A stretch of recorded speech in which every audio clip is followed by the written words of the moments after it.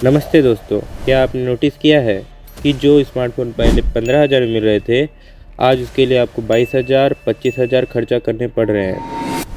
Reports बता रही है कि पिछले कुछ सालों में मोबाइल फ़ोन्स के रेट्स 40% तक बढ़ चुके हैं। लेकिन ऐसा क्यों हो रहा है?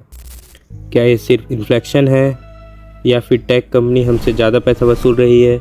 चलिए आज के इस वीडियो में इसका डिटेल एनालिसिस करते हैं। सबसे पहला और बड़ा रीज़न है चेन सप्लाई और रॉ मटेरियल। देखिए, एक स्मार्टफ़ोन बनाने के लिए कई तरह के सेमीकंडक्टर और चिप सेट की ज़रूरत होती है। Chip shortage.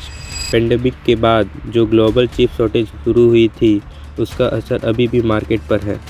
Cost of minerals, lithium, cobalt और कॉपर जो बैटरीज और इंटरनल सर्किट में जो यूज़ होते हैं, उसके प्राइस इंटरनेशनल मार्केट में काफ़ी बढ़ गए हैं। जब रॉ मटेरियल ही महंगा होगा तो फाइनल प्रोडक्ट कैसे सस्ता हो सकता है? Currency depreciation. अब आते हैं एक ऐसे पॉइंट पर जो अक्सर लोग इग्नोर कर देते हैं, the value of Indian rupees.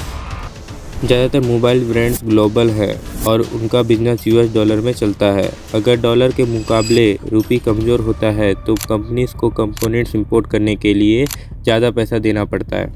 मान लो एक एग्जांपल से, अगर 1 लाख का माल इंपोर्ट करना है और रुपीज़ 5 से 10% गिर जाता है तो सीधा कॉस्ट बढ़ जाती है जो एंड में कंज्यूमर यानी कि आपको भरनी पड़ती है।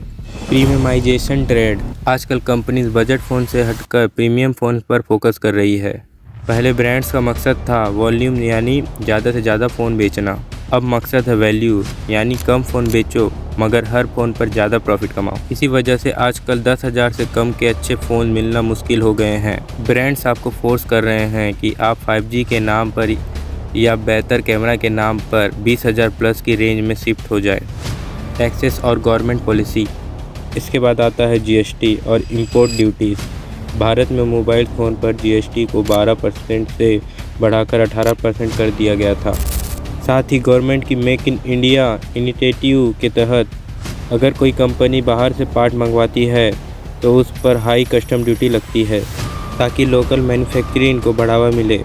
लेकिन जब तक लोकल सप्लाई चेन पूरी तरह सेट नहीं होती तब तक ये एक्स्ट्रा कॉस्ट आपकी जेब से ही जा रही है। तो दोस्तों, कंक्लूज़न ये है कि 40% का ये हाइक सिर्फ एक वजह से नहीं है।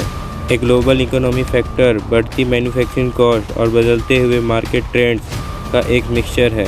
आने वाले वक्त में हो सकता है कि प्राइस थोड़े स्टेबल हो जाए, लेकिन 10,000 वाले वैल्यू फॉर मनी दिन शायद अब वापस नहीं आएंगे। आपका इस पर क्या कहना है? क्या आपने भी अपना नया फ़ोन पहले से महंगा ख़रीदा? कमेंट में ज़रूर बताइए। वीडियो पसंद आया तो इसे शेयर कीजिए और चैनल को सब्सक्राइब करना मत भूलना। मिलते हैं अगले वीडियो में। जय हिंद।